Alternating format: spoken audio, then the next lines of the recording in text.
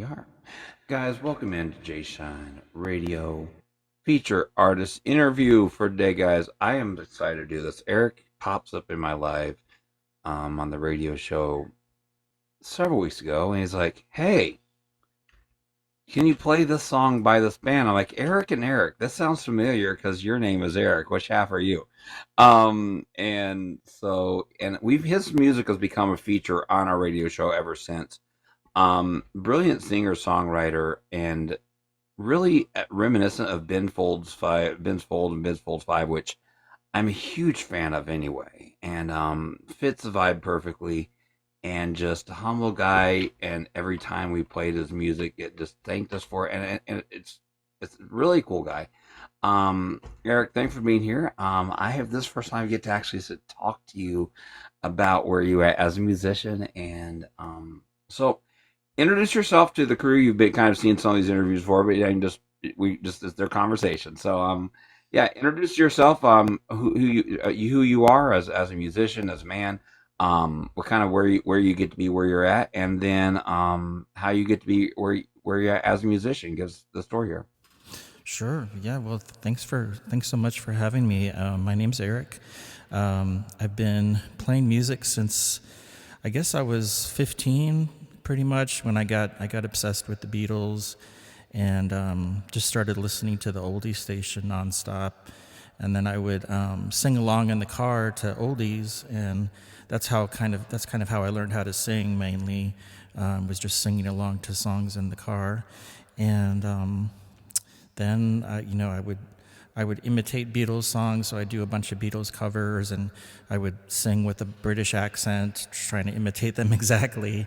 And then eventually I found my own voice and started writing my own personal songs, and lost the British accent and just started singing in my normal voice. And I've been doing it, since 1995, I guess. In 2000, I had a band called the Airglow, and we played for a couple of years. We did an album.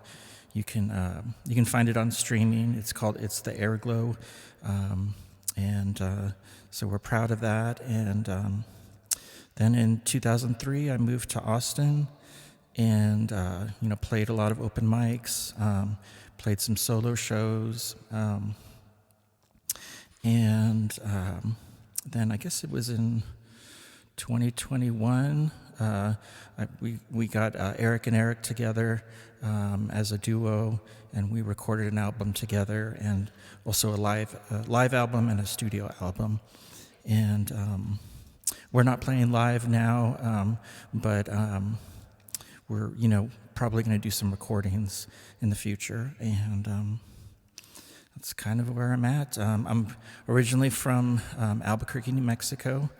I'm 47, and my wife and I just got married last Valentine's Day. And my wife is Kelly Berglund, and let's see what else. We have 3 cats. My cat is Chloe. She's an orange female cat, and she's like 16 or 17 years old. And she's doing really well, though. And we have Kramer, who is also an elderly cat. He's a Siamese. And we have Mortimer, who is a middle-aged cat. So he's like 6 or 7. And yeah, we're cat people, definitely. Yeah. So by the way, guys, this is how you do it. If you want to get married and not forget the anniversary ever, do it on a major holiday like Valentine's Day. Then you come across as romantic, and no one knows the difference. So Right. so where do you go? So what happens with in your journey where you go from like imitating the the idols that are influencing or imitating the Beatles? What happens with you that you switch over from, okay, you know what, I want to write my own voice, I want to find my own voice, and what happens with your writing, with you musically? What happens there?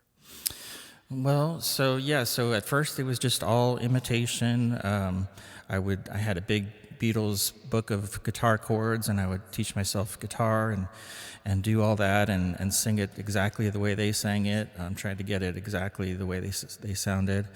And then, well, I guess someone in school had mentioned, why are you singing in a British accent? And I didn't even notice, but I guess they were pointing that out. But it was just kind of a natural progression from, from imitating to then I decided I wanted to write my songs, and I got a 4-track, a tape 4-track, and started recording. Playing on the guitar and then also on the piano. I don't know, it was just kind of a natural progression, I guess, that I started using my own voice and started writing songs. Right after I had done all those Beatles covers, I started to write my own songs, and I don't know, kind of just smooth transition over, I guess. So, so why don't you share with us then? So why don't you play for us some of these? Obviously, the Beatles. Believe me, I've been around enough Beatles fanatics to know that the Beatles are in the repertoire. Once they're in the repertoire, they never go away. So, Right. Do one of the early ones, the Beatles songs you kind of made you fall in love with the music. And then kind of maybe one of the early songs after that, kind of as you're kind of moving from the Beatles level to, okay, we're writing something of value that's of my own voice here. Sure. You share a couple of those songs. So the early Beatles songs I played on guitar, and I don't really play guitar anymore. I think the first Beatles song I learned one of the first was I Should Have Known Better, kind of from their earlier album. So they were all, and I don't know how to play them on piano, but I have been relearning Martha, My Dear, but it's not complete yet.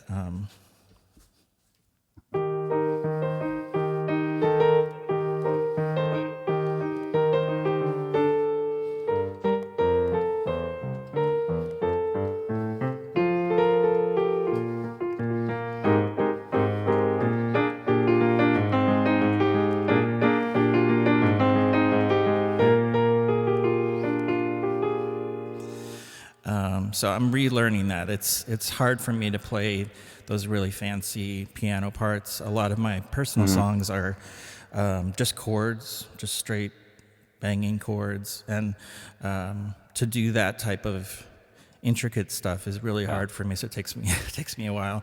Trying to think. I do find it interesting with what you just said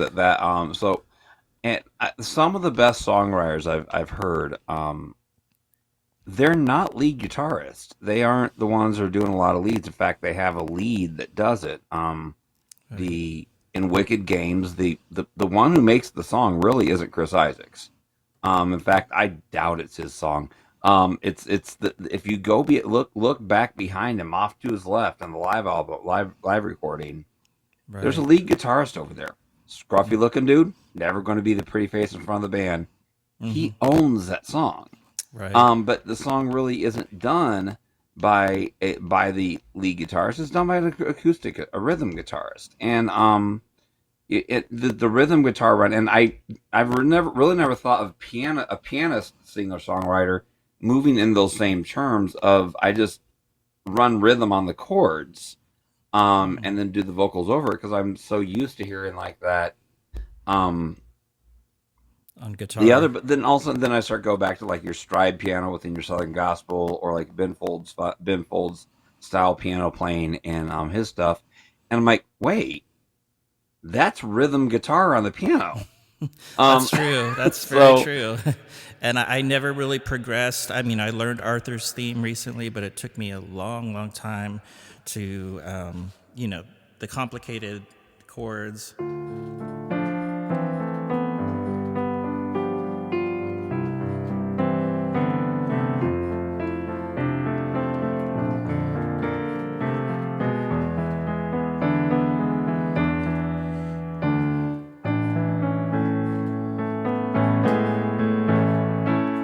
so like something like that will take me a very long time to learn, just because I'm not used to it. And so many of my songs are just chords.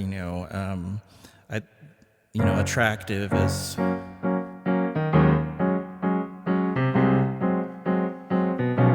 And so most of them are like that, are simple chords, and the harder ones, I really have to refresh every once in a while. If I'm, I'll forget them and I'll have to refresh and relearn them, because it's just not a natural thing for me.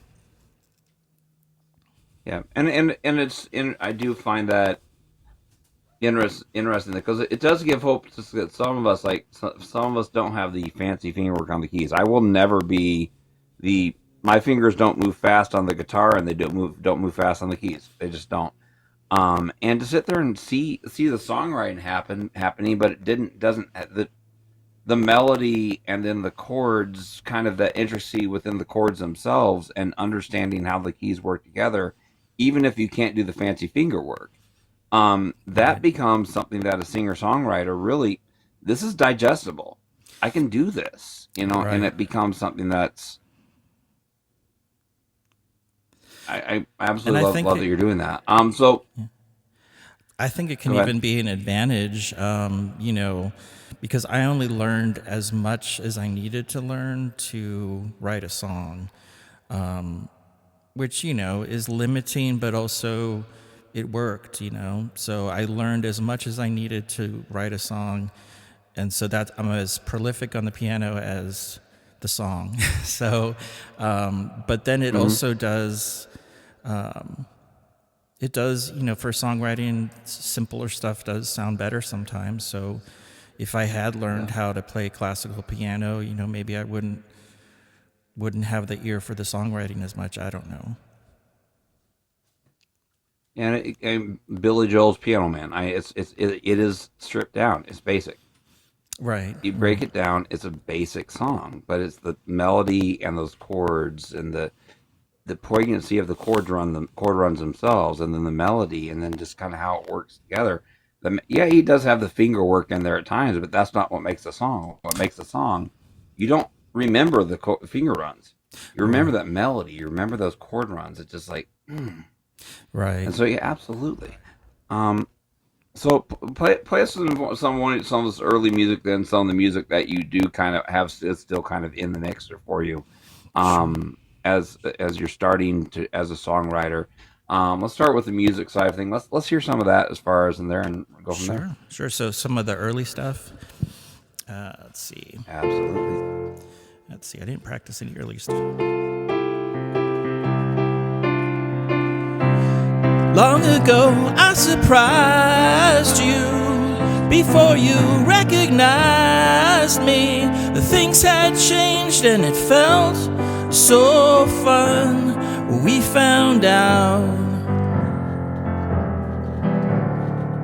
everyone thought for sure we go on more and more. Was it real? 'Cause they thought it was. They were wrong.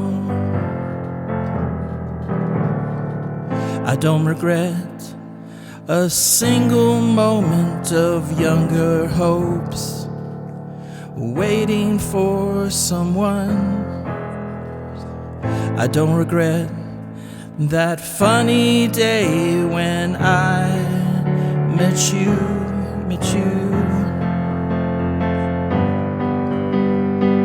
Now we're just two strangers, left alone to be stranger. You don't notice me and I don't notice you, but okay.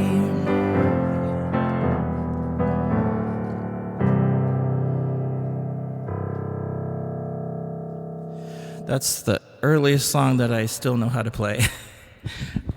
Kind of. That is awesome. So, and it's interesting that you're as I've heard your other music, that the language has matured, obviously, and and the fluency of how you write the song and the conversation, the depth of the conversation, and the layers in the conversation, that's matured. But it feels that underlying just conversational style of writing lyrics. It's not tied to 1 2 3 4 1 2 3 4 1 2 3 4. It's not tied to the four bars and the measure. It's not tied to that. It's very conversational in style. It, how does that become the song, especially because the Beatles really were a pop band of their day. They were the boy band of their day, and Right. they did have most of their music is that 1 2 3 4 and follows the rhythms pretty heavily, and everything else they have the especially when you get to Lennon and McCartney. Okay, yeah, they move outside of that and do some pretty genius stuff as far as lyrics and rhythms, but that's the exception to the repertoire. The bulk of it is that rhythmic stuff. So how do you in your style go from I'm hearing this to my voice is this conversational style in the songwriting? Yeah, that's a good question. So you mean like, yeah, the conversational thing. I mean, I always have to start with the lyrics pretty much before I can come up with the melody. So I always come up with the subject matter first and probably like the first line of the song. And yeah, like just easy conversation lyrics are best. Nothing fancy, just straight to the point. For my stuff, and I never really got into lyrics that were more like poetry, more maybe has more flowery language. I never got into that. I know some songs do have that, and that's fine. Mine is just kind of straight to the point. I'm feeling this. This is what's happening. And a lot of John Lennon's later stuff kind of was just kind of like I'm just very direct. And so I guess I'm following in that style. Just really no poetry per se. Just a conversation. Yeah, absolutely. So are there other musicians then you're listening to that are kind of shaping that sound? I mentioned Ben Folds, and I'm that one. The second I said you're reminding me of, you said Ben Folds. Yep, that guy. So Ben Folds, I think, is probably one of the are other musicians you're listening to, particularly that are kind of shaping the sound and style that you're using. Yeah. Well, I really liked Nora Jones, but she's like a really good piano player and playing really complex stuff. But I like that mellow. I like her mellow style. And so my music has gotten kind of more mellow over the years. And so I like that, but I could never really play the complicated piano riffs and stuff like that. Let's see who else. Ben Folds, I did listen to Ben Folds a lot in college, and he's also an amazing piano player that I'm not even close on performance for doing that. But interestingly enough, I guess his most famous song, "Brick," or the one that got the most radio play, was very simple. It Mm-hmm. wasn't his stuff where he's going all crazy around. It was the very simple song. That was the one that people Absolutely. gravitated towards. So that was kind of interesting. But he really can play a lot fancier than that. But let's see who else. I'm trying to think. I mainly kind of just listen to the radio and like one-hit wonders. More of a song person, I guess. So a lot of the people I liked, they've just had one good song. And I'm more of just kind of, gravitate towards one song or another. I mean, the Beatles was the exception where it was, all Beatles all the time. But in terms of like more recent stuff.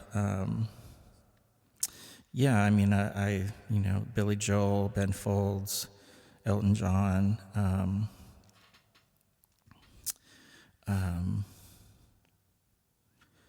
I don't know, but yeah, they've all shaped me definitely. I also liked Elliott Smith, and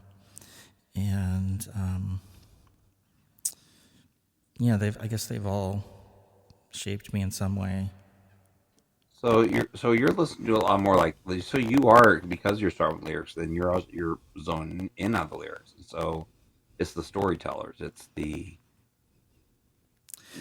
like Elton John, the master storyteller, in the way he writes lyrics, and then the way he moves the piano with it. Billy Joel, storyteller once again. Ben Folds, damn, can he tell a story? Um, and so yeah, absolutely, and I love that you're starting with lyrics. And it's interesting the different styles. We've had artists on here. Um, Audrey Bryant, who was just talking about how she starts with chords and starts with the chords and the music, and this what is this telling me? Right. With you, it starts with the lyrics. I'm somewhere in the middle. I'm bass backward on everything. Um, but the different styles and approaches are interesting to me on that. So let me share kind of one of the pieces that kind of one of your favorite pieces to play currently at this point, then, and kind of where you're at in your writing right now. Sure, sure. So, yeah, I think one of my favorite songs was it's called "You." It's called "You Were." It's available on streaming under the music of Erik B. This I wrote in 2003, and this was kind of a case where I wrote it in an hour, and it just happened to be just a good. It just happened that I was able to write it in that amount of time, but not every song's like that. And what I was trying to do with that was, at the time, I mean, I realized how much I was relying on just the chords and not doing anything with the melody within the piano. So I realized, I need to maybe come up with more melody within the piano, make it more interesting. And so that's what I did with this song. I consciously was like, I'm going to make a melody within the piano. I'm going to make it match up with the singing. And this is called "You Were."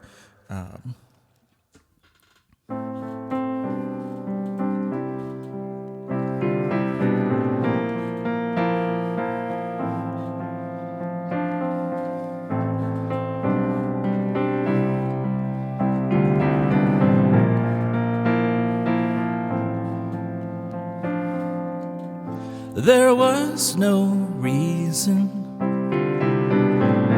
to endure the day,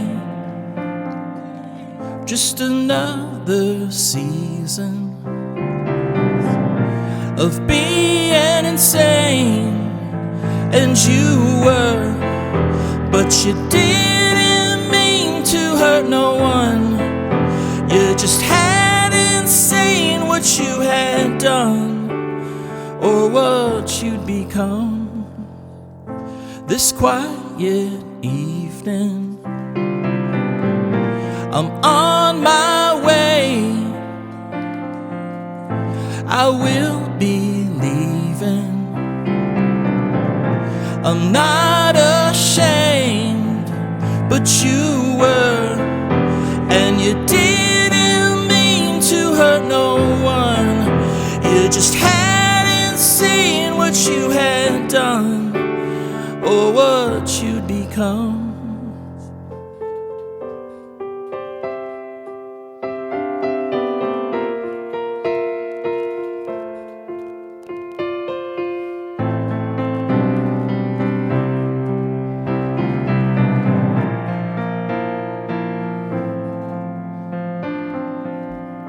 No one can know where this road goes, but what I know, you're awful close. and you were, but you didn't mean to hurt no one. You just hadn't seen what you had done, or what you'd become. Yes, you were, but you didn't mean to hurt no one. You just hadn't seen what you had done, or what you'd become.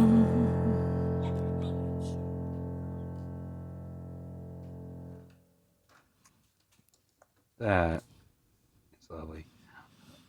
Could you do? So the song you sent me for the promo video, I found myself like jamming out to it like over and over and over and over again. This is such a great jam. Let's start with the song you just wrote. You said so with the lyrics themselves on this one. Kind of tell me the story behind that song, and then let's go into it's called Blue Skies. Yes, Mr. Blue Sky. the one you sent me, Blue Skies, and kind of tell me the story about that behind that one next. Because these really are story songs, but they're not always it's in a lot of times it's an implied story. There's a story implied. There's a story behind it, and it's just there. But I think that's the power in it. You leave it for people to sit there and they can hear their story in it too. So tell me kind of the story behind how the one you just did is, and then where did that come from, and then Blue Skies as well, and we'll hear that as well. Sure. So yeah, you were the one that I just played. That was kind of about depression. There was no reason to endure the day. Just another season of being insane. Just kind of the depression. Long periods of depression. That's what I was talking about there, and also like when you're depressed, you might. You don't really mean what you're not yourself, so you don't mean things you do sometimes, and that was the kind of you didn't mean to hurt anybody, but you were just you were depressed, and maybe you emotionally hurt somebody or something just because you were depressed, and that carried over into someone else's life. But because you were in pain first, and then you kind of transmitted that. So that was what that was about, and that you're not really, depression. You're not really in control of what you're doing. So is that and there's the. And I'm guessing to some degree these are kind of things you're struggling. These are you're telling your story in a lot of these things. You're pouring some of the things you're struggling with into those songs. So it's not you're just not writing. Well, someone does. No, this is this is real. This is what I deal with in my life right now. Yeah, they're all the good ones are the ones that have to be real, and they have to come from a real place. I have tried to write generic stuff. I tried to write a song for American Idol. It just doesn't. It sounds awful. Just because it's not coming from a real place, and you can even tell within the songwriting that it's not real. For some reason, you can tell. I don't know why, but for some reason, you can tell that it's not real by just the notes used. I don't know. But yeah, poetry and music is people don't understand the reason why poets and musicians, the reason why we tend to be such go-to commentators on social things and life and everything else is not because we're somehow more spectacular. It's because that page and that music, it won't let you be dishonest. Right. It forces you to be honest with the truth you're trying to communicate. If you're not being honest, the listener knows in about 2 seconds flat. Right. Right. And so there's an honesty to it, and I think that's why those pieces come out in like an hour, everything else, and those tend to be the stronger pieces, the pieces that they poured out of me. Those tend to Right. be the stronger pieces that we write anyway. I think so. Yeah, I definitely. So Blue Skies once again. So Blue Skies once again, another one of the songs that just I could listen to that song a day. There's a brightness to it, but there's a heaviness to it, and it's a brilliantly done song. Well, it is. What's the story behind this song? So it's actually a electric light orchestra cover, Mr. Blue Sky. So it's not my song. Okay. So I just learned it recently, but it's a cover of Electric Light Orchestra of their song Mr. Blue Sky. And what happened was it kind of was a happy happenstance. The drum part that I came up with on my recorder, I didn't even really think about what the tempo should be, but it came out to be slower than the original one that they did. And because it was slower, it has a kind of a different feel than their original, just a different interpretation, kind of. Also, it's just real stripped down. It's just bass, drums, and vocal and keys. So it it happened to come out really well. So yeah, I'm sorry. So where's your point of connection? Because you're clearly connecting to that song. You don't sing that way if you're not connecting to it. Where's your point of connection with that? Because like I said, I think the slowed down version of it probably gives it some of the heaviness that's in those lyrics too. It lends itself better to it in a same way that some of the pop songs and the pop lyrics, if you slow down and listen to the lyrics, Britney Spears, Oops, I Did It Again, or Hit Me Baby One More Time, listen to the lyrics. These aren't pop lyrics.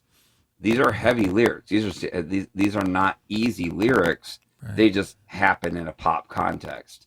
And so when you slow it down, they hit you differently. So I think that maybe the heaviness hits a little harder because of the change of the tempo, but you're clearly connecting to that as well. So where's your point of connection with that song? I think I connect so much to that song just because I love the melody. I love the chords that they used. It's very happy chord progression, very Beatle-ish chord progression. I think the melody itself makes me happy, and that makes me sing it well. Like in terms of the subject matter, I mean, it's Mr. Blue Sky. It's nice to have sunny blue days, but there's not a connection to the story per se. But just the melody is so good that when you're singing it, you can't help but feel happy, and then it makes you sing better because you're enjoying the melody while you're singing it. All right. So with that said, can we hear some Mr. Blue Sky? Sure.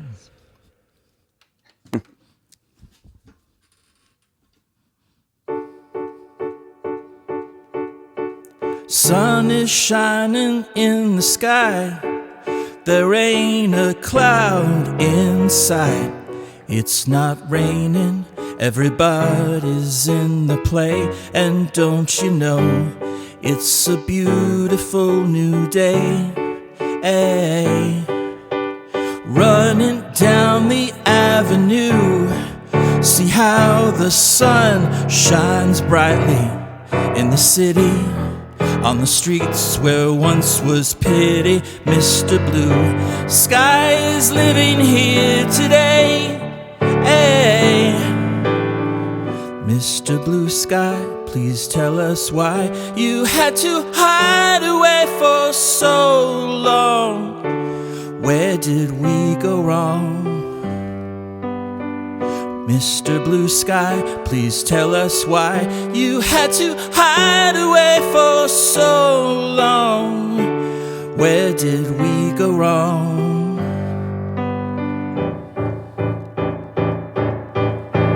Hey, you with the pretty face, welcome to the human race. A celebration, Mr. Blue Sky's up there waiting, and today is the day we've waited for.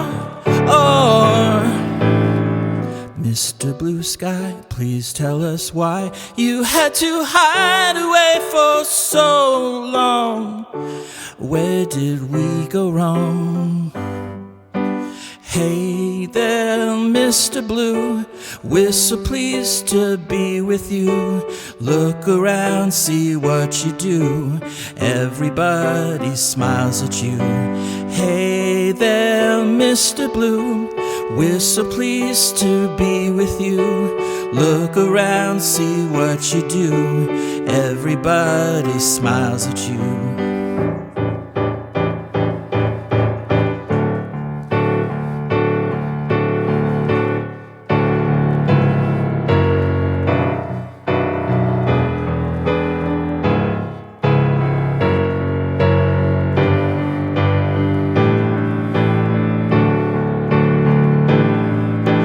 Mr. Blue, you did it right, but soon comes Mr. Night, creeping over.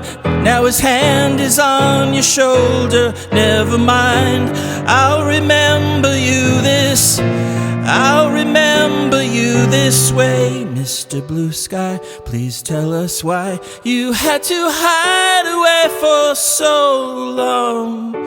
Where did we go wrong? Hey there, Mr. Blue, we're so pleased to be with you. Look around, see what you do. Everybody smiles at you. Hey there, Mr. Blue, we're so pleased to be with you. Look around, see what you do. Everybody smiles at you.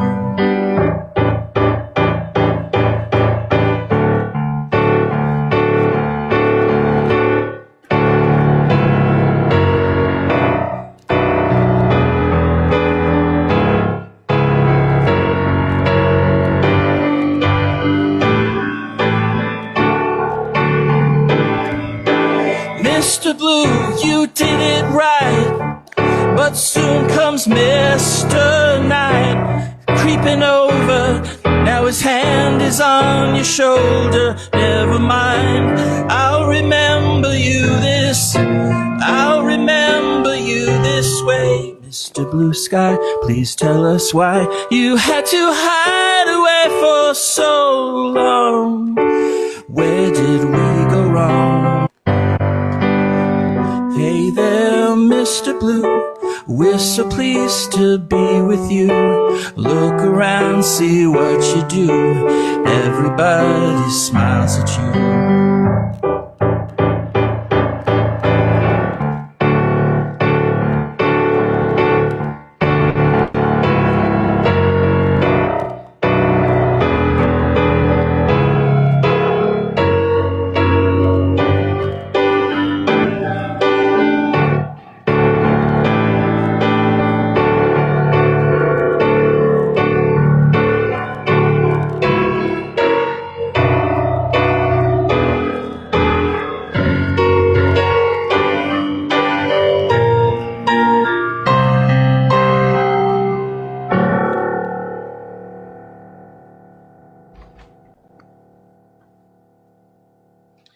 Absolutely love that cover on that.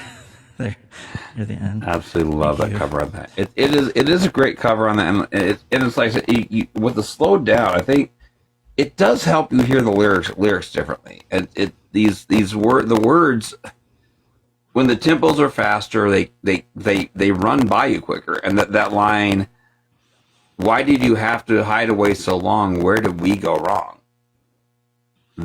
That line hits. That's a heavy line. But if it's a dun dun dun dun dun dun dun, and it goes through, you miss what just happened. But when you slow it down, all of a sudden it's, oh, wow. And it's just, I appreciate that I enjoy it when it's slowed down like that. So with your history with your band and everything else, so you start.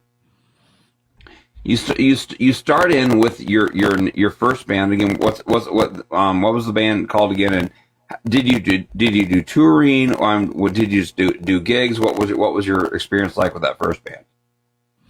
Sure. So my first band was the Airglow, and that was in college. We were together 2 years. We did play several shows. We played at, O'Neill's Irish Pub. We played at the Anodyne, which is a place downtown in Albuquerque, New Mexico, where bands would play. We played, played at several different places. We recorded a full album, which is available on streaming. I just put it up, several months ago. So it's under the Airglow, Airglow. But we were together for 2 years. And then I moved to Austin, just wanted to do a life change. When I came here, I was trying to do, open mics and stuff like that. And was in some bands. But I was never really comfortable with the club scene, and hanging out in bars. And that's kind of the reason why I could never really stick with it. So what was the difference between what's the difference between your arts culture then in Albuquerque, or in the area, but in where you're at before, where you have yours, clearly something of an arts and a music culture to be able to sit there and move around the pubs and everything else like that. Kind of an arts area then. Austin is famously and sometimes infamously very much an arts and creative and weird culture. So what's the difference in the scene when you go from this arts culture over here, where you have the pubs, the Irish pubs, you have the bars that are having the local bands, and you're really kind of building a name, to your, hey Ro, what's up? To now you're in Austin. What's the difference in the scene there? Sure. So yeah, what I noticed, I moved to Austin, because it's the live music capital of the world, and that's what I had heard. And immediately there were a lot more opportunities to play in Austin than there were in Albuquerque. We had, maybe 2 open mics in Albuquerque, and then in Austin there's 6, there's 1 for every day of the week. And then, a lot more competition too. A lot, since a lot of people moved there because they wanted to play music. So a lot of great performers. So yeah, definitely just a lot more opportunities to play than Albuquerque. But I've heard that a lot of bands come from small towns, and they'll tour around the country, and that's like a great way of making a name for themselves. So we could have done that, obviously. I just don't like hanging out at bars, and I don't like waiting hours and hours to play, because that's kind of what you have to do. It's a lifestyle, Yeah. You can't, I can't just show up to a bar 15 minutes before my stage time. I have to come there 3 hours before. It's a, it's a whole lifestyle. So, yeah. So you end up that the band ends up ending there, and you go from that to Erik and Erik, and we've heard a lot of Erik and Erik on the show. A great duo, and what's happening with the bass, with the rhythm, with the duet, the vocals, a really great combo. How does that happen, and where did that go with that? Sure. So I met Erik. I was filming bands for several years, doing videos. When I came here, I was trying to do open mics and stuff like that, and happen that often, surprisingly. I just don't like hanging out at bars, and I don't like waiting hours and hours to play, because that's kind of what you have to do. It's a lifestyle. Yeah. You can't, I can't just show up, to a bar 15 minutes before my stage time. I have to come there 3 hours before. It's just it's a whole lifestyle. So, yeah. So you end up that the band ends up ending there, and you go from that to Erik and Erik, and we've heard a lot of Erik and Erik on the show. A great duo, and what's happening with the bass, with the duets, the vocals, a really great combo. How does that happen, and where did that go with that? Sure. So I met Erik. I was filming bands for several years, doing videos for bands, and he was actually in one of the bands I was filming. He was a drummer, and then later, when me and Ryan were starting a band, we found Erik on Craigslist, and I realized that I had met him from before. And it just happened that his name is spelled Erik, and also he has a friend who's also named Erik with spelled Erik. So if we got in a band together, we could technically be Erik cubed. He plays saxophone, but it's actually really rare. Find some, I guess, at least in the U.S., it's really rare to find other Eriks spelled Erik. It's like it doesn't happen that often, surprisingly. So that was kind of a fortuitous event, and we decided to do the duo thing. We recorded an album. We also did a live album, and we played several house parties. We played at the 1-to-1 bar. We played at what is it? Thrive Craft House. It was a coffee shop. But the same thing happened with me. I don't enjoy hanging out long periods of time, at coffee shops, at bars. I don't like hanging out. So that's why I've kind of moved to the streaming thing, because I can show up when I want to. I can leave when I want to. I don't have to show up 3 hours early and hang out and socialize and then wait 3 hours till the end, wait 3 hours afterwards and socialize. And that's really a requirement. I mean, you can't just do that. But you can stream. So for you then, the shift of platforms as your TikTok and other platforms, YouTube, as these open up, become more a thing, or where people want the entertainment in their home, they want to be interactive with it, they want to be the streaming thing. Where a lot of your stage performers really had this whole adjustment thing they have to do. To do it, you're like, oh hell yeah! This is exactly what I want to be doing. Because I can actually do the concerts, but I don't have to deal with the uncomfortable, the peopling over here when I don't want to deal with it. Yeah, it's kind of perfect. Yeah. So I get to do the performance part, which is the part I want to do anyway. But then, I can set limits. I can, when I was doing lives on Facebook, back in 2019, I set my time that when I want to perform, and, people can watch me then. And then when you're done, you just, stop the live and go home. So it really is perfect, because I get to have the part that I like the most is the performing.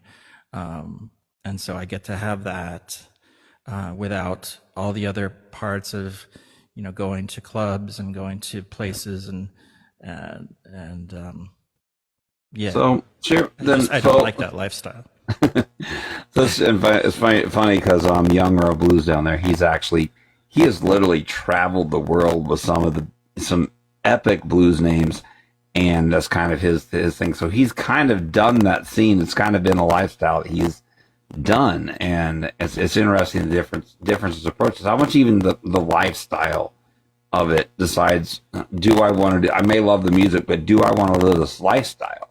And that's kind of that lifestyle decision is very. I like that you kind of have that in the play mix there. Do me first. So play a couple like some from the Erik and Erik days there. Sure. Some of your a couple of your favorite ones that kind of were the ones that you just kind of personally really enjoyed, not necessarily even necessarily the ones the biggest, the audience ones, but the ones that you really, these are the ones I like jamming out to. Sure, sure. So yeah, one of the ones that Erik and Erik did on our album is called "A Good Friend," and I really personally like this song a lot. It's on our live album, which is called "At the Event" under Erik and Erik, and it's called "A Good Friend." Basically, during 2020, during the pandemic, I was going through all my old song ideas, like going through all the old tape, going through just tons of just old ideas and stuff, and listening to all of them.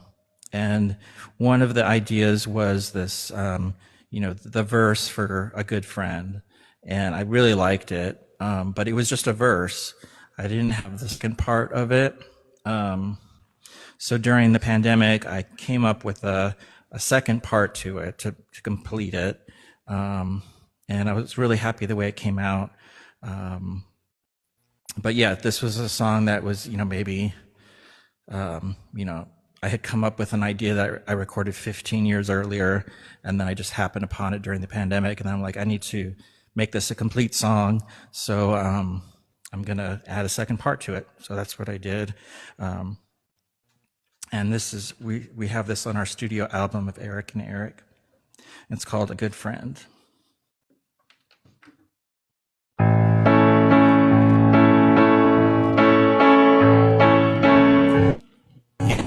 So nice to have a good friend like you. After all we've been through, my life is on the mend, just like yours. Who could ask for more? I remember the day when I saw you on stage, and I wanted to talk to you before I even knew you. Many seasons have passed, and our friendship still lasts. I can tell you anything, but you still know what I'm feeling.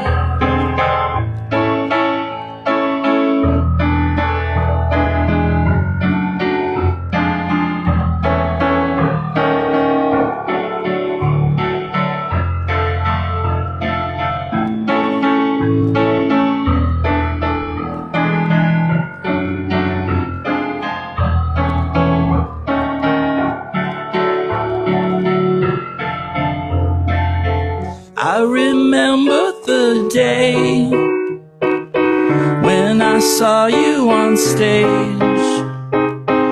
and I wanted to talk to you before I even knew you. Many seasons have passed, and our friendship still lasts. I can tell you anything, but you still know what I'm feeling.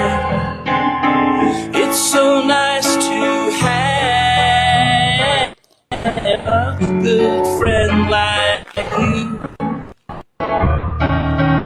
After all we've been through, my life is on the mend, just like yours. Could ask for more.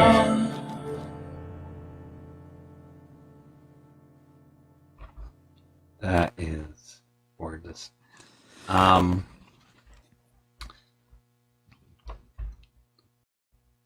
So Erik and you say friends. So you're gonna be so you're still doing so you're still looking at doing studio recordings with him as doing studio albums, even though you're not necessarily doing the club albums on that, and doing the recordings with him.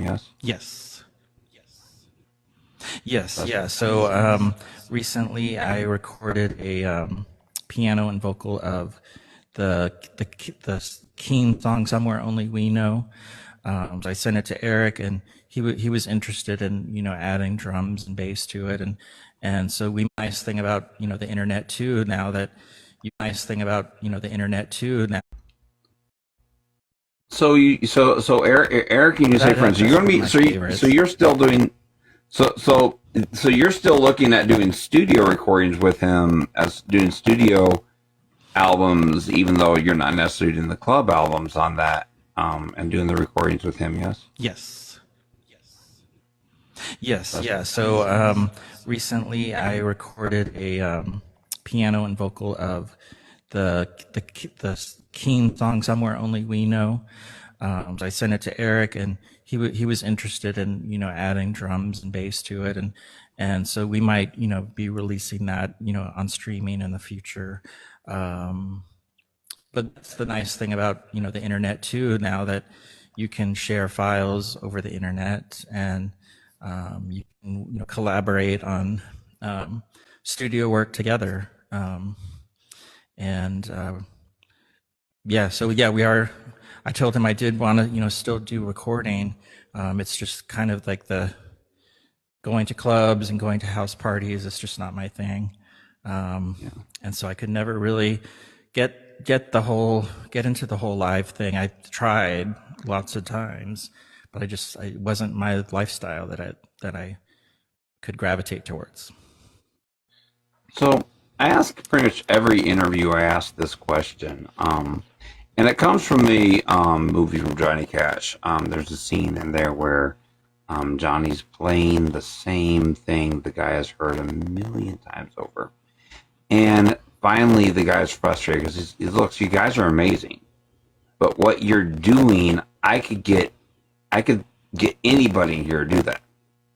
He says, look, if you had one song that when you sing this, when you play this, the song that would be the last song that you sing before God and the world, the song, that's the heart song that boils down to everything I want to say is in this song. What would it be? And that's how we actually get a couple of Johnny Cash's early hits is in his early albums, is because that studio producer pushed him to say, look, what's the heart song? What's the song that comes from is ripped from the very soul of who you are? For you, what is that song? I mean, if you don't mind playing that one. Sure, sure. So that would probably be, well, the song I played earlier, "You Were," that's one of my favorite kind of heart songs. But the other one would be "From the Past," which is a song that I wrote back in 2000 when I was in college. And I had a dream about, I was still like thinking about high school and, people that I knew in high school. And I had a dream that all the people from high school and all the people from my past that weren't currently in the college, I had run into them, and it was just like a really like nostalgic dream. I was having a lot of nostalgic feelings and stuff like that, and so it was based on this dream. Basically, I went to the college practice room, and I remember writing it. And at the time, I had been playing at an open mic called the Blue Dragon in Albuquerque, and the manager was upset because I was singing too loud for some of the stuff. So I was like, I'm going to try to write a song that's kind of cafe oriented, kind of quiet. So it starts out quiet, but then the chorus, I just kind of exploded out of me, and so I couldn't help myself. The chorus kind of just necessitated being louder. But this is called "From the Past." It's on the Airglow album. You can find that on streaming. It's also on the Music of Erik B streaming. We don't have an Erik and Erik version of it. But yeah, I would say this is kind of one of my favorite songs.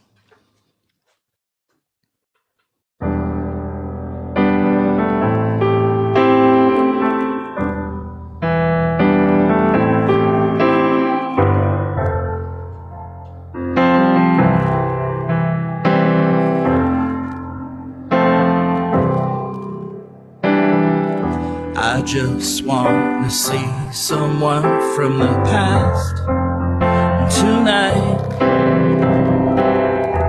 I just wanna know what things were like back then. And all the people I once chose to ignore come back. And I've seen all of you in a dream that I had years ago. You came back, we were talking about our lives over dinner for a night. Woo, woo. Well, we were gonna get married, she says, but no more. And did you hear what happened to Tim? Did you hear what happened to him? He died, and all the people I once chose to ignore come back. And I've seen all of you in a dream that I had years ago. You came back.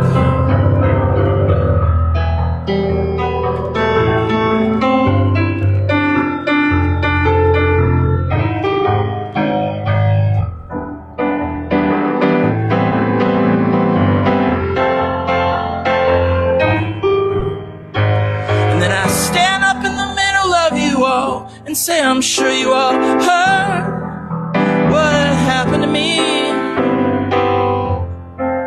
I survived.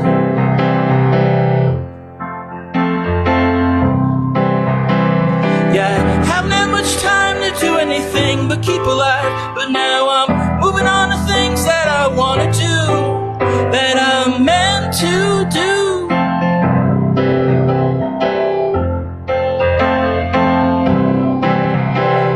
For a while I was searching for a girl who was just like me, and I spent the whole time thinking she could solve all my problems, all my problems. And all the people, and all the people come back.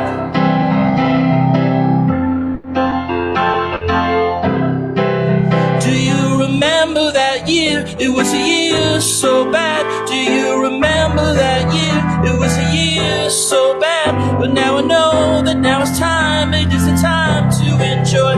And now I know that now it's time, it is the time to enjoy. Oh, remember that year, it was a year so bad. Do you remember that year, it was a year so bad. But now I know that now it's time, it is the time to enjoy. And I am glad, I am glad, I am glad you're all here.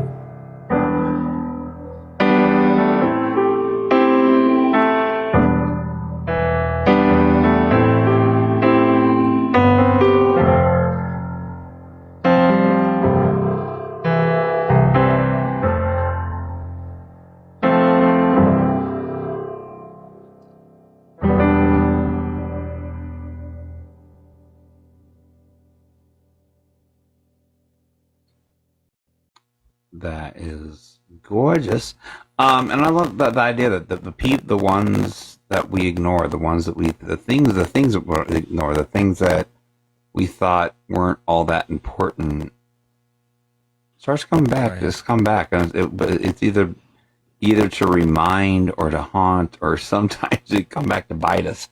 Right, and kind of that within those lyrics there. So you go from being doing the band scene and everything else, and then do your live streaming.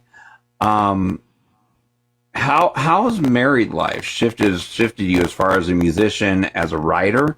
Do you write differently? Is there a shift in like how you're writing now that you're married and kind of that influence and the kind of that experience in there?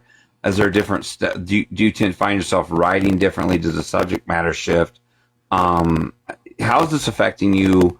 Obviously, in your personal life, I mean that everything shifts, and you have the other half there. But how does that affect you as a musician? Yeah, it's totally changed my life, and I'm very happy. Just living a life I never knew before, and so I'm very happy. What I've been doing recently is learning a lot of cover songs, which I never did before. Which I never. I was always writing originals. I would never play other people's songs. Yeah, I was kind of opposed to it, but what I've been doing lately is just kind of learning piano and taking, I signed up for this HD piano course and learning cover songs and kind of doing the thing that I didn't do before. Other people were doing covers and I was just doing all originals all the time. But now I'm doing covers and I'm trying to find ones that, like Mr. Blue Sky, where I can put my own spin on it. Where the song, I like it so much, or it means so much to me that I can put myself into it and I can put my own spin on it and come out with my own version of it, basically.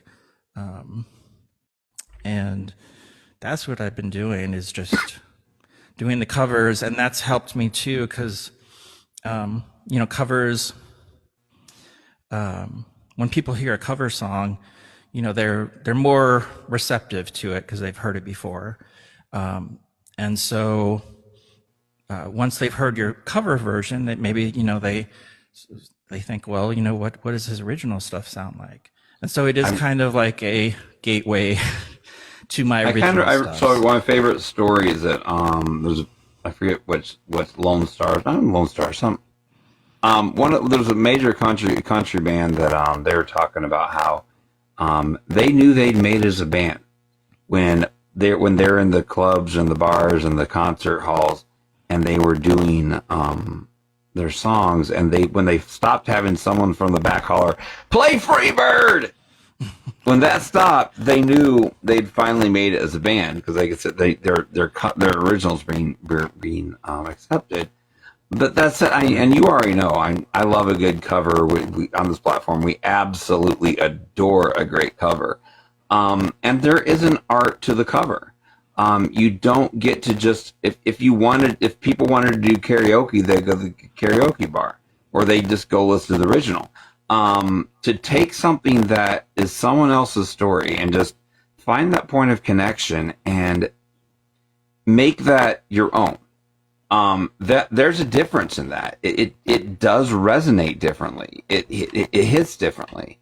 So when you're doing the covers, when you're telling us what are the points of connection, just why don't you do a couple of the covers you really enjoy doing, and then kind of where you're connecting to those songs, what you're doing with them to kind of make them yours as you do it. And we had a couple artists that came in, just pop in here, that they do a lot of the cover stuff, and this is really the art of doing cover work on a song. So what does that look like for you? And then kind of a couple examples, some of the songs you like doing on that. Sure. So a lot of what I've been doing with these covers, and I think I've done, let's see, 1, 2, 3, maybe 4 so far, where I've learned them completely and then recorded them, is that, and I never knew this before, like I never, in my younger days, I would never consider this, but there is like a range for my particular voice that sounds best. So if, Christopher Cross is singing 10 octaves higher than I can sing, I need to find a key that sounds comfortable in my own voice and, therefore more authentic and also something that I can actually do. But I've been, I have been really experimenting with different keys and seeing, okay, is this right for my voice? Is this right? So that's what I did with Arthur's theme.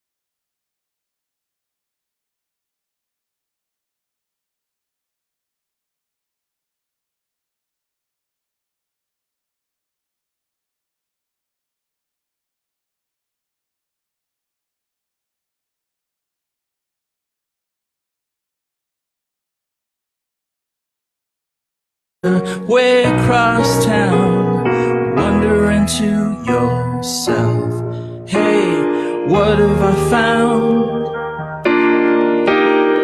If you get caught between the moon and New York City,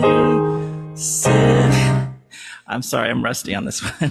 If you get caught between the moon and New York City, I know it's crazy, but it's true. When you get caught between the moon and New York City, the best that you can do, the best that you can do is fall in love.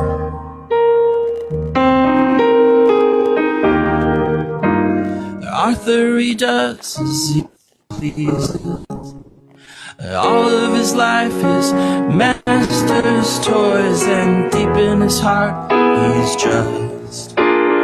just a boy, living his life one day at a time. He's having himself a pretty good time to the side.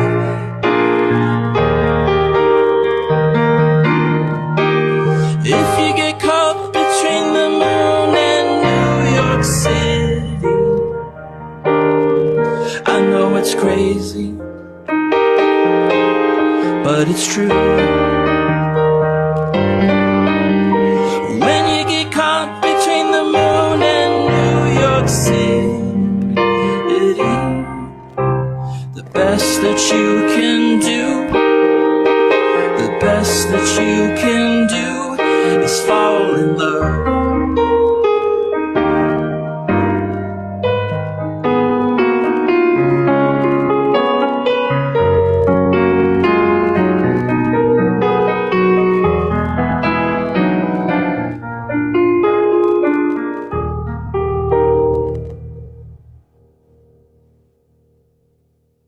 So how do you settle on a song other than vocal range? I mean, what is it about Arthur's theme? What is it that in particular that makes it just resonate with you that you're like, okay, that's it, that's the song? Yeah, it has to be something that resonates. I'm not, like it's not really something I can explain. I guess it's just like, there are good songs out there, but they don't resonate with me, so I won't do them. And it's very, very personal, I guess. It just kind of something that strikes you, like, Mr. Blue Sky. It was just kind of a feeling, I guess. It just struck me as like, this is something I can do. And a lot of other songs aren't like that. With Arthur's theme, Christopher Cross is, it was playing back in my childhood, and back in the 80s. So I'm sure I heard a lot of Christopher Cross. And, I really liked that music. I don't know. I really like that song.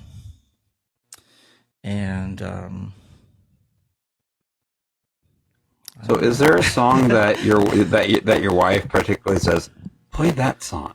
Is there a particular song where she just likes hearing you play that particular song? Mm, I don't know. I don't know which one she would that she likes. I'll have to ask her. When we were first dating, I played her "You Were," which is this one.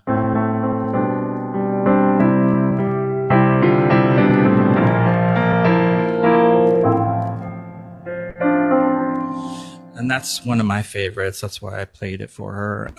Play it. I don't. You got me. I played it earlier. Well, no, wait, I played it earlier this evening, but I'll play it, again for sure.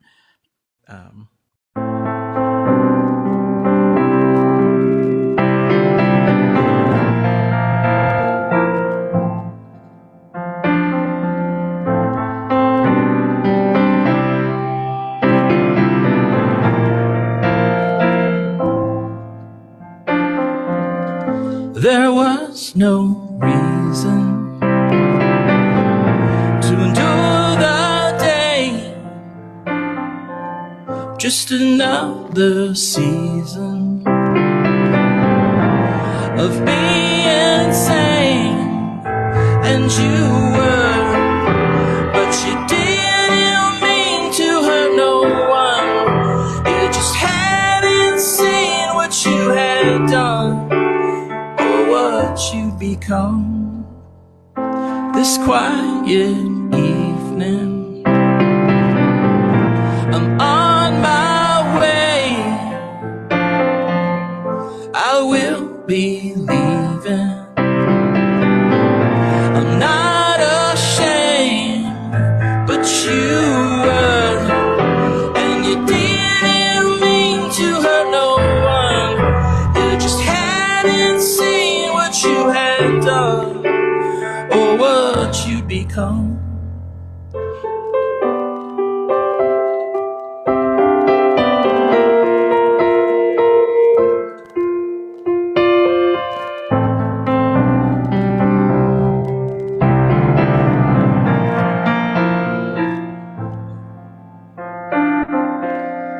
No one can know where this road goes, but what I know, you're awful close. And you were, but you didn't mean to hurt no one. You just hadn't seen what you had done, or what you'd become. Yes, you were, but you didn't mean to hurt no one. You just hadn't seen what you had done, or what you'd become.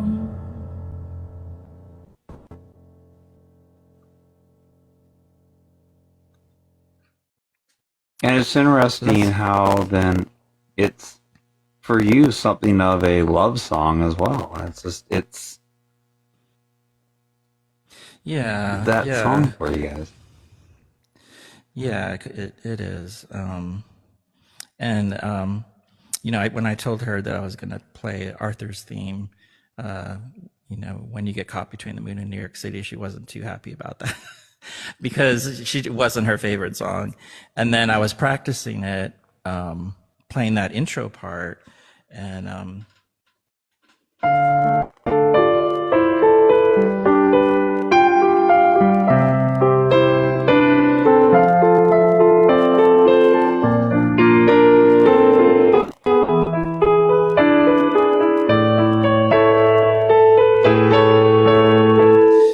she was like, "What is that you're playing?" And I was like, "That's Arthur's theme." So she thought it was really, really pretty, but just her initial reaction was, hearing the Christopher Cross song. But when you hear just the piano by itself, it is a really pretty melody. So I'm going to ask Kelly in the chat since she's there. So is there a song that for you is your song that he plays, so that we haven't heard? Is there a song that this is your song, that this is the heart song for you that he plays? She's heard all my music.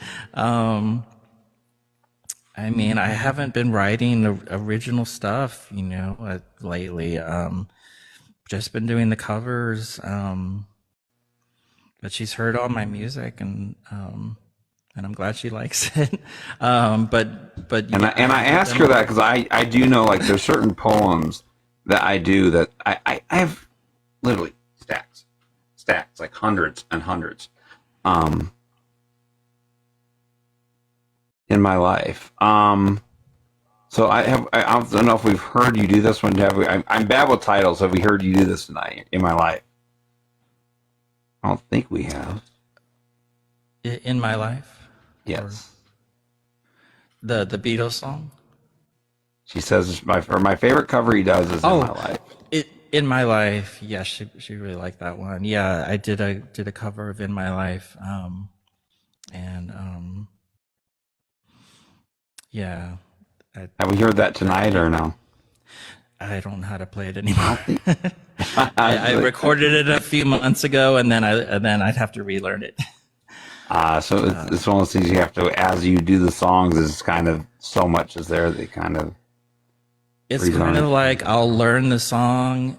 I'll spend a lot of time learning the song. I'll record it, and then it'll fade away. And if I want to play it again, I have to be, constantly playing it. And I don't.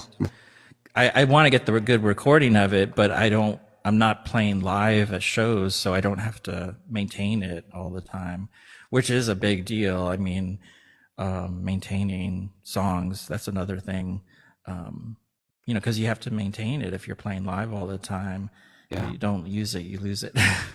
But that's what I like about recording is I just learn it. I learn it the best I can. I record it, and then I forget about it. And I think there's something of an advantage to that. When you pick it up again, it doesn't so a lot of the songs I'm using, I have the ultimate guitar chords in front of me if I'm covering stuff and everything else. And because I'm doing that, I never quite do it the same. Every time I do it, it's a little different. And it gives you the freedom really to tell the story of that moment instead of just being tied to, I have to, I've always done this. In that moment, you never really hear the same song twice anyway, because you're in a different place, they're in a different place than the word before.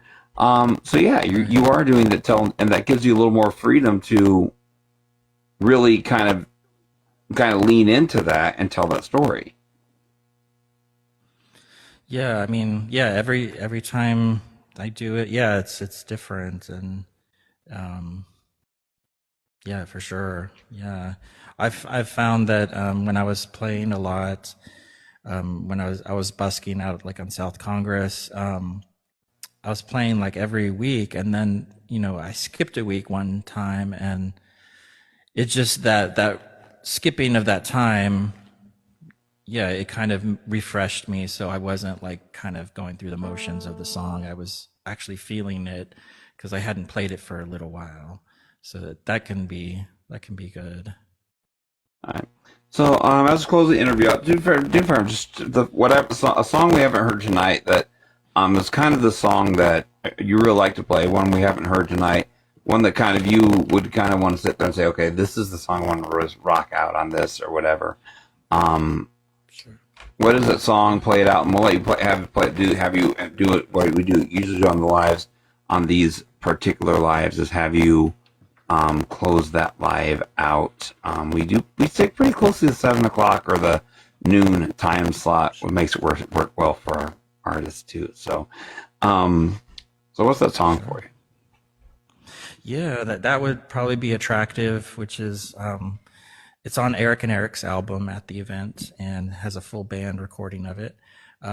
This one I wrote in 2006 when I was working at the news station, and there were a lot of attractive reporters, and I was thinking it would be really nice to be attractive. And then I thought about it, and I was like, oh, there could be some downsides to it, and that's where I wrote this song. This is called Attractive.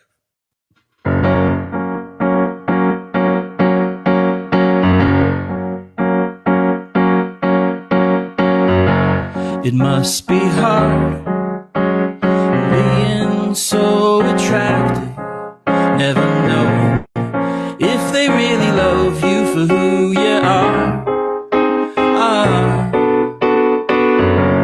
You're in your car, getting them distracted, and you know they will never love you for who you are.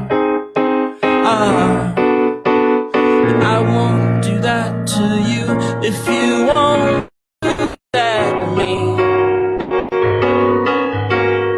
I won't be bad to you if you won't be bad to me.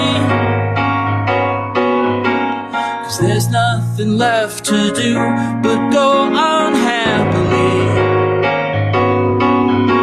Happily.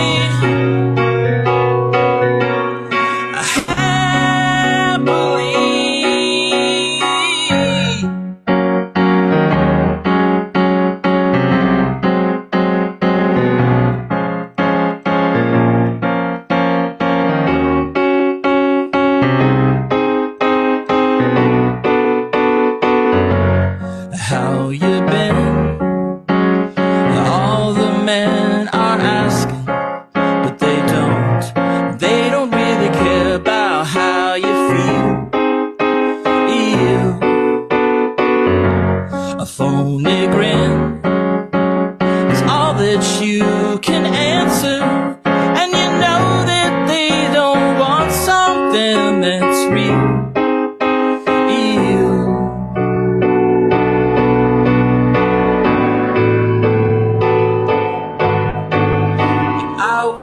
Do that to you if you won't do that to me. I won't be bad to you if you won't be bad to me. 'Cause there's nothing left to do but go on happily. Happily. Happily.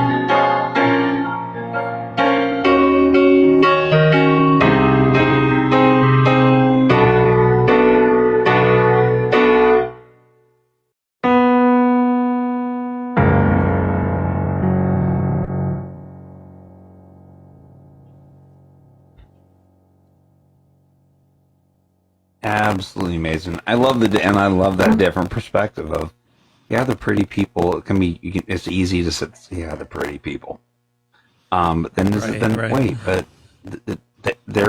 then you're guilty of doing the same thing and stereotyping, and so it's interesting. I am the perspective on that. Guys, Erik B, Erik Berglund, it's been good to have him in here.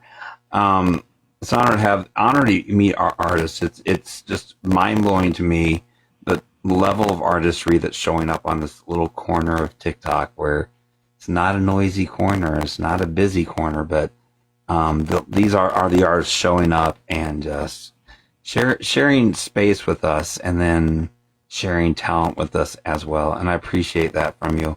Guys, thank you for being here. And guys, follow these artists. So you're starting to live stream here now. You finally got all that up and running. Are you going to be are you going to be doing some regular streaming? What's your game plan on that? Are you still working that out? What's the plan? Yes. So I've decided I'm going to do it once a week in the morning, probably Sunday morning, 7 or 8 a.m. for a half hour, make that a regular thing. Very cool. All right, so guys, make sure you're following him. Make sure you're supporting him. We love to support our artists here on JShine Radio and the JShine platform because they are part of our community. And I love my Shine artists because you guys just know what it's about community. It's not about ego, and I absolutely appreciate that about that. So thank you for being here, guys. Make sure you're following us every Monday and Tuesday. Right now, we may have to shift that around depending on what happens with my work schedule and life schedules. But right now it's every Monday, and then Monday from 10:30 to noon, and then Tuesday nights 5:30 to 7. And we get to hear artists like this and other artists that are on this platform. Make sure you're on our Discord, guys. If you can't get on Discord, message me, and I'll send you links to that. That's where the backbone of the community is, hiding back there on Discord. And then, guys, just make sure you're here, follow that schedule, and for pop-ups and everything else. But I appreciate you being here, Erik. I appreciate it. It's a pleasure to finally get to just talk to you instead of sitting there having the back and forth in the chat.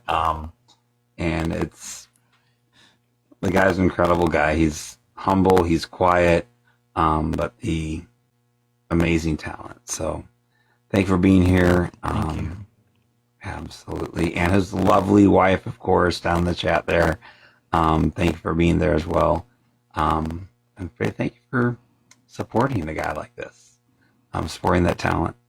Guys, I will catch you next time, tomorrow morning, bright and early, 6:30 in the morning. Good Lord, those come early for me.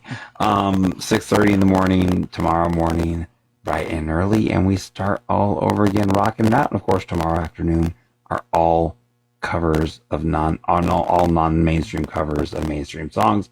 Back to covers again. So thanks for being here, guys. I'll catch you on the flip side, because that's B-side is always better. Until then, take care of yourselves, take care of each other, and just love each other. It's that simple. We're the ones that make it complicated. Till then, guys, bye.